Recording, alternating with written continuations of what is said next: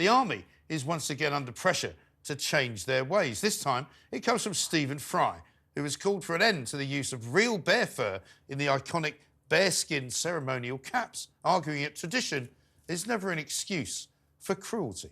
But the Ministry of Defence say the fur comes from legal and licensed hunts intended to manage populations, and that bears are not killed to order. Now, I'm joined in the studio by royal expert and biographer Ingrid Seward. But I don't think she is actually in the studio. Ingrid, you're not in the studio, are you? Now, no, as you I'm can not. see, I've got a little bear skin here, and it's very soft, I have to say. I'm going to put it on and see just how it fits.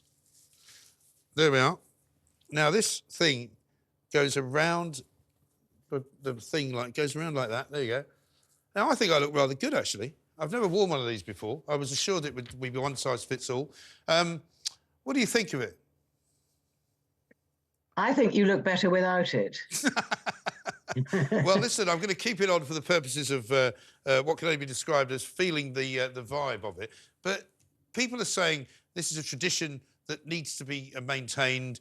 You know, for the history of the regiment that wears it, they've always worn it. Why on earth should we be bullied into not wearing it by people like Stephen Fry? But I must admit, I actually don't see why, if you can make something which is slightly less harmful to bears and animals, why not? Well, I think what they should do is they should use all the bearskins they've got, because what are you going to do with them? I certainly don't think any new ones should be made, and maybe they're not being made. Maybe they are using all the ones they've got.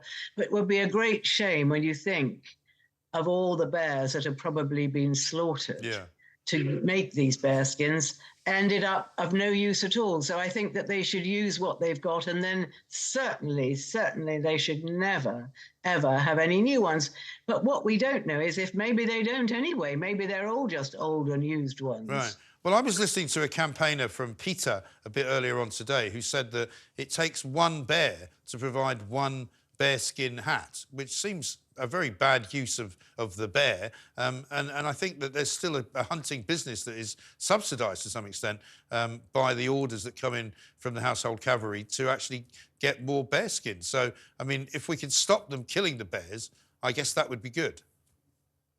Of course it would, and I think most people would agree with that. But what I was trying to say is, let's waste what they've already got. So if suddenly all this uniform was banned, these bearskins that have so many bears have forfeited their lives for are just going to be left to rot. So we don't want that to happen. Sure.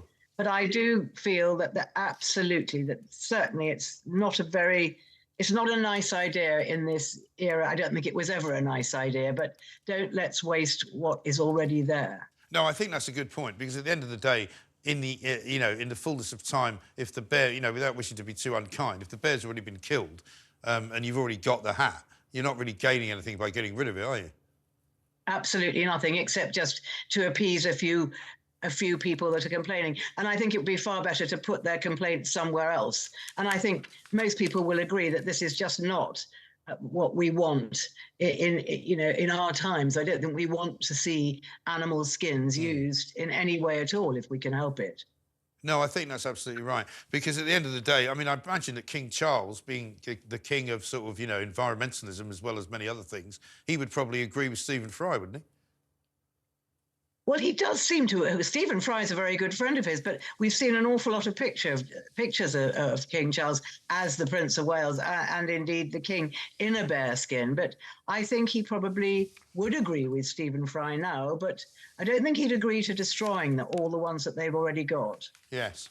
Well, I've taken your advice and decided to try and look better without it, so I've taken it off. I think you do, Mike, definitely. Thank you very much indeed. You're very kind. It's quite weird. I'm not really a hat wearer, to be honest. I always feel slightly as sort of claustrophobic. But let's talk a bit about the other big story this week, the developments in the Epstein case. There's still many, many more revelations coming out from these court papers, as we knew they would. We've got all sorts of allegations against Prince Andrew. Piers Morgan last night interviewed Jeffrey Epstein's brother, who said he was convinced that he didn't commit suicide and that something else slightly more mysterious happened to him. What's the mood, do you think, currently in Windsor? Not just at Prince Andrew's place, but what's King Charles thinking about it all? I wish we knew what King Charles was really thinking, but I mean, the newspapers have really weighed in on this story in a big way, and it is the voice of public opinion, and things don't get any better for the Duke of York, and I think that the general feeling, certainly amongst the newspapers, is that he really has to voluntarily give up his grand lifestyle and do something. We don't know what. We don't know what he might be able to do, but I think he needs to do something. I don't think it looks good for the monarchy that he should be sitting in his very palatial residence, Royal Lodge, and he's paid the rent there, he's done refurbishment there, he's perfectly entitled to do there. But if he was a really feeling person, he would say to his brother, the king, look, I can't stay here. This looks all wrong. I'm going to go somewhere else and lead a very quiet life. Yeah. But I don't think he can be thrown out. I think that would look wrong as well. I think it's got to come from him. And I think it's time that he did something like that.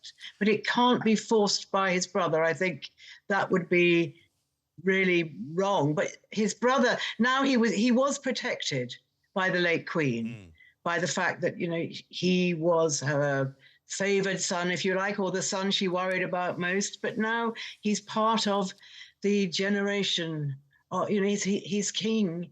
His king is his brother. Yeah. So he's really got to be seen to be doing something himself rather than being pushed. Absolutely. I think you're probably right. Ingrid, thank you very much indeed. Ingrid Seward there, royal biographer, of course, giving us the benefit of her opinion on what should happen to Prince Andrew, because he really cannot carry on in the way that he currently is. You're watching, of course, the free and the brave independent Republic of Mike Graham.